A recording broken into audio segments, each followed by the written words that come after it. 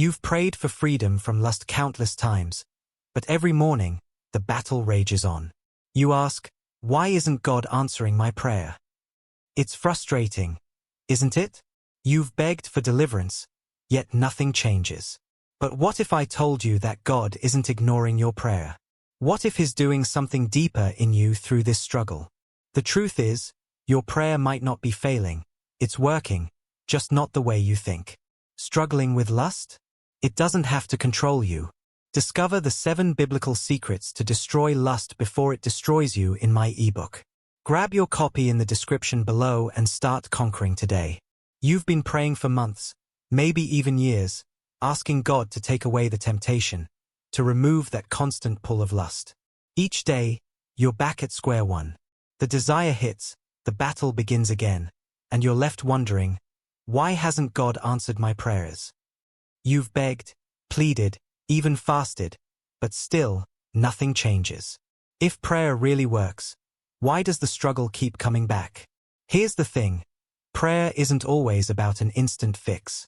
Too often, we think that God should just wave a magic wand and remove the temptation. But that's not how it works. You see, prayer isn't just about asking God to end the battle. It's about the transformation that happens through it.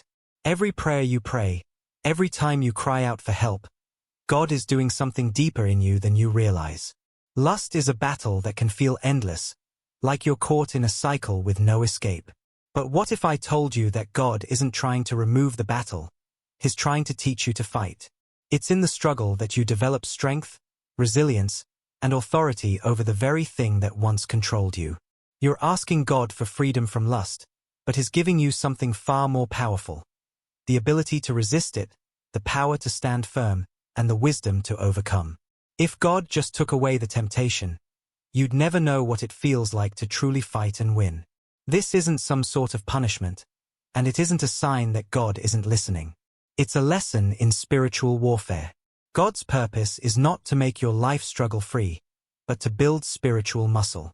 Every time you face temptation and choose God, you're building the foundation of your faith. You're being trained for victory, not just in this area, but in every area of your life. The temptation doesn't go away because God is growing you through it. It's in your refusal to give in your choice to rely on God instead of your own strength, that you find the real power. It's frustrating, I know, but every time you're tempted and you stand firm, you're becoming stronger. And that strength, that authority over lust, is something that will stay with you, something you'll carry into the future. You're not just fighting for your own freedom, but you're learning to fight on behalf of others too. The battle prepares you for a life of spiritual influence, a life where you can help others fight their own battles. So next time you find yourself struggling, don't look at it as a failure. Look at it as an opportunity to grow, to be transformed, and to become the man God is shaping you to be. The battle isn't the end. It's just the beginning. You've begged God to remove your lust, to take away that constant temptation.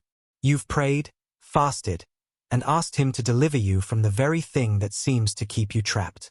But the temptation doesn't go away. And you're left wondering, why? Why would a loving God allow you to keep struggling with this? The answer isn't a rejection of your prayers. It's actually a deeper invitation.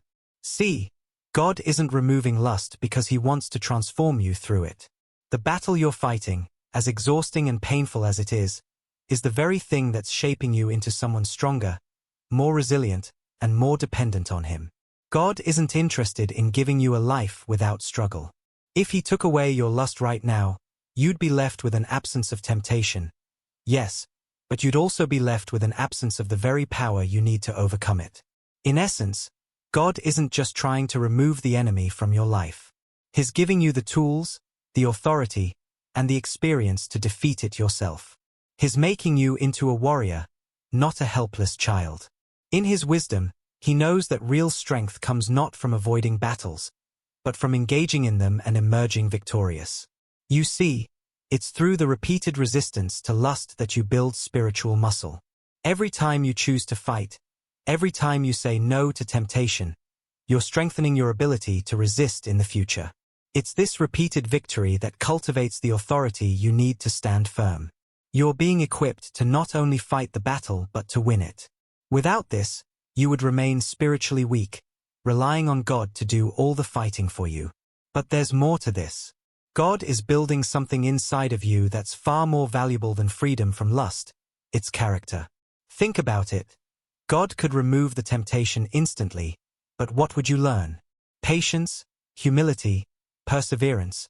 All these things are born from struggle. The battle with lust, while uncomfortable, is the very furnace where your character is refined. Each time you choose God over your flesh, you're becoming more like Him. And here's the most important part.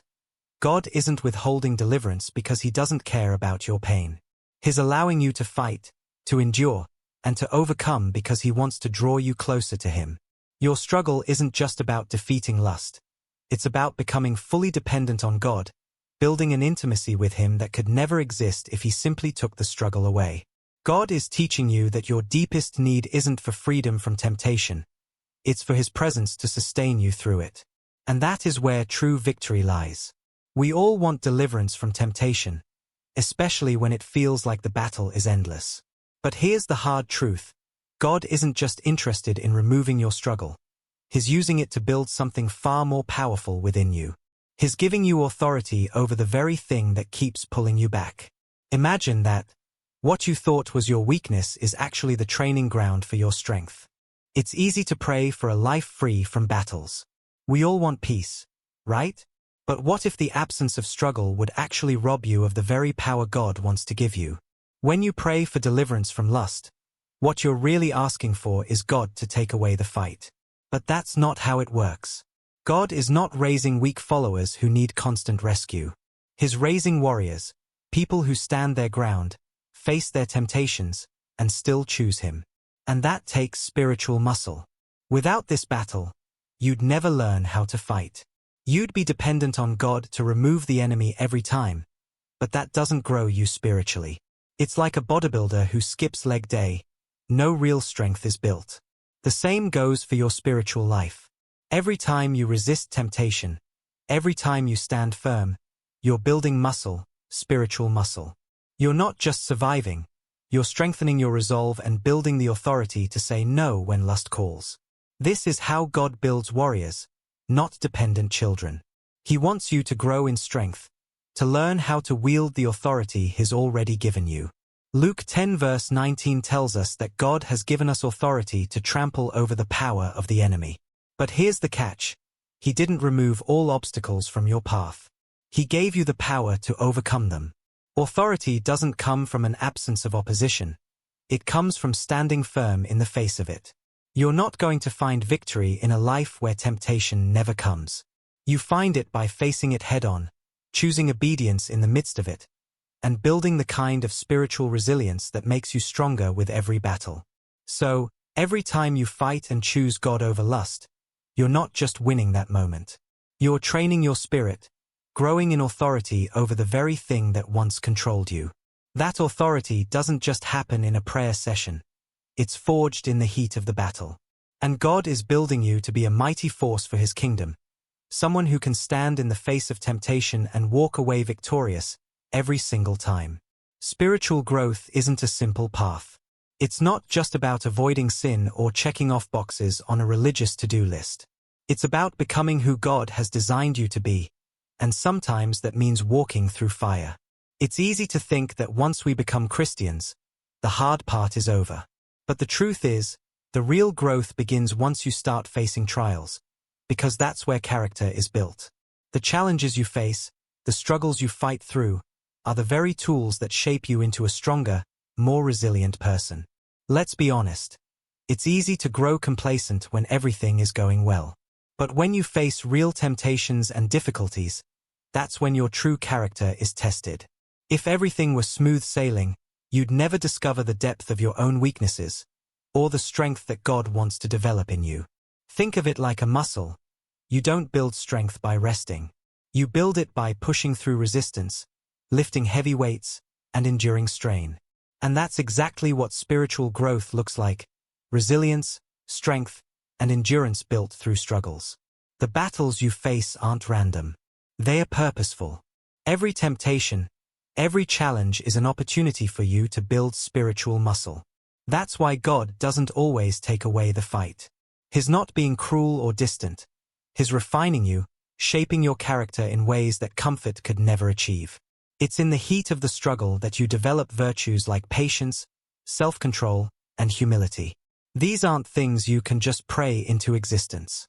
They are developed in the trenches, through repeated acts of obedience in the face of temptation. The beauty of this process is that it's transforming you into the person God intended all along. It's through the battle that you learn to rely on God in deeper ways. It's through resisting temptation that you learn to depend on His strength, not your own. The more you fight and win, the more you develop spiritual muscle, the kind that's needed to stand firm in your faith no matter what comes your way. You see, God doesn't want you to remain spiritually weak. He's not okay with you staying dependent on crisis interventions. He's raising you up to be strong, to be a warrior in His kingdom. Every time you overcome an obstacle, you're one step closer to becoming the man or woman of God He's calling you to be. You're being shaped into someone who is not just surviving, but thriving, with a deeper understanding of God's power at work in your life. So, when you find yourself in the midst of a struggle, don't run from it. Don't wish it away. Embrace it. Understand that this moment, this battle, is where your spiritual growth is happening. The fight is not the enemy. It's the proving ground for your character, your faith, and your future. Keep fighting. Keep growing. The person you're becoming is worth every battle you face. Struggling with lust? Discover the 7 biblical secrets to destroy lust for good. This powerful guide is designed to help you conquer temptation and build lasting victory. Get your copy now, link in the description and pinned comment. You've felt it, the deeper connection that comes only through struggle. When temptation hits hard and you realize you have nowhere else to turn but to God. That place of desperation isn't a weakness, it's a doorway to something powerful. The truth is, your lust struggle is doing something in you that comfort never could. It's keeping you at the altar, in constant need of His presence, in a way that nothing else could. Think about it for a moment. When everything is going well, how often do you cry out to God? How often do you feel that urgent need for His presence? For most of us, it's only in the midst of difficulty that we realize how deeply we need Him. It's easy to drift when life is smooth, but it's the struggle that reminds us of our complete reliance on Him. In the middle of the fight with lust, God is shaping your intimacy with Him. It's not about a quick fix or a magical deliverance. It's about drawing closer to Him through the process. The more you lean on Him, the more you depend on His strength. It's a relationship built on trust and vulnerability. Lust might be the battle, but the intimacy that comes from surrendering it to God is the victory. That's where the power lies, when you stop fighting the battle on your own strength and allow God to sustain you through it. When you're on your knees, admitting, "I can't do this without you," that's when the real transformation begins. The struggle is creating a desperate dependence on God, one that draws you closer to Him each time you fall to your knees. And that dependency is where the freedom lies, not in removing the temptation, but in allowing His strength to carry you through it. This struggle keeps you reliant on His grace every single day. It's easy to become self-sufficient, to think you've got everything under control, but the minute you face temptation, you're reminded of just how much you need Him. And God knows this. He's not trying to withhold freedom. He's protecting something far more valuable, your relationship with Him. The more you rely on Him, the deeper your intimacy becomes. Without that constant dependence, you risk drifting away, relying on your own strength, which is never enough. So, the next time you feel defeated by the battle, remember this. God is not withholding deliverance to punish you. He's preserving something far greater. He's keeping you close. And it's in that closeness, that intimacy, that you'll find the true strength to overcome. You think the purpose of prayer is to change your situation, to make the struggle disappear. But what if the real goal isn't to remove the battle, but to transform the very heart behind it? Every prayer you've offered, asking God to take away the lust, isn't just a plea for a quick fix. It's a deeper call for change that you may not even recognize. God is not only interested in your victory over lust, He's more concerned with shaping the person you're becoming in the process. When you pray, "Take away my lust," God is working in a way that may feel uncomfortable, but it's exactly what you need. The lust itself is not the enemy. It's the way it reveals your dependence on self. It's easy to believe you can manage this battle on your own, that if you just tried harder, you could defeat temptation without any help. But God is showing you something far more crucial. You can't do it without Him. And that's the transformation He's after. God is teaching you the value of surrender, of fully depending on Him. Every time you struggle, and every time you choose Him over your flesh, you're being reshaped. Your strength doesn't come from defeating the temptation in your own power, but from understanding that you need God in every single moment. Prayer isn't about asking for freedom from temptation. It's about asking for the strength to stand firm in it. It's about embracing the process of transformation rather than seeking an escape from it. This heart transformation isn't just about willpower or discipline. It's about a total shift in perspective. You're no longer trying to control your lust or manage it on your own. Instead, you're learning to let go, to release the need to control, and to accept that real victory comes from walking through the struggle with God at your side. The change happens inside first. Lust might still tempt you, but when your heart is transformed, your response to it changes. Lust loses its grip not because it disappears, but because you no longer let it define you. Every time you pray, you're not just asking for a change in your circumstances, but for a change in your identity. You are not the sum of your struggles. You are the man who is learning to depend on God, and that is the true transformation. The battle isn't about fighting for freedom from lust. It's about fighting from a place of freedom in Christ, a freedom that doesn't come from avoiding temptation, but from conquering it with His strength. So, the next time you pray, stop asking for the battle to end. Start asking God to shape your heart through it. Because when your heart changes, your whole perspective shifts, and that's when true freedom begins. You're in the fight, and the struggle feels relentless. But what if I told you that this battle isn't just for your own freedom? It's shaping you for something much bigger, a purpose that reaches beyond your own personal victory. What you're going through right now is not a punishment, but a preparation for a greater calling. The strength you're building is not just for you. It's for the lives of others who will one day walk through similar battles and need someone who truly understands. Every moment you endure, every time you resist temptation, you are being equipped to minister to others in ways you can't yet fully grasp. This isn't just about your personal journey. God is using your struggle to prepare you for ministry. You will soon be the person who can look another man in the eye and say, "I've been there. I understand the weight you're carrying, and I'm here to help you get through it." Through your perseverance, God is cultivating authority in you. Not the kind that comes from reading about victory, but the kind that comes from living it. When you emerge from this battle, you won't be someone who merely speaks about overcoming. You will speak with authority because you know what it means to struggle, to fall, and to get back up again. That's the kind of power that moves hearts and transforms lives. Without the fight, you wouldn't have the testimony to reach people who need you. If God removed your struggle today, you'd lose the very experience that will make you an effective minister to others. You could no longer relate to those still fighting because you never fought. Your testimony would be shallow, lacking the depth and empathy that comes from living through something hard. But when you stand firm, when you resist time and time again, you are becoming someone who has the spiritual depth to lead others through their own struggles. People don't need perfect examples. They need real ones. They need someone who can walk alongside them, not just in success, but in the messiness of the journey. And when you come out on the other side, your life will be a beacon for those still in the fight.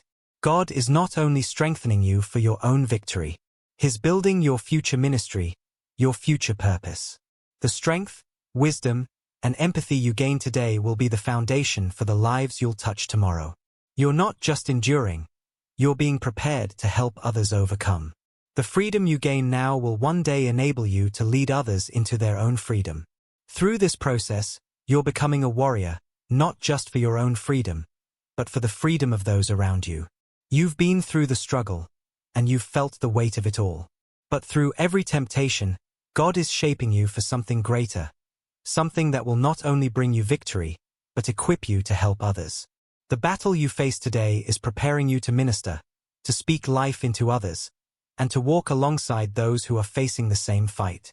This is where true freedom begins, not in the absence of temptation, but in your ability to fight and choose God every time. If you're ready to take the next step and truly destroy lust before it destroys you, I've put together a powerful guide, 7 biblical secrets to destroy lust before it destroys you. It's packed with the wisdom and tools you need to break free once and for all. Grab your copy now through the link in the description and start your journey to lasting freedom today.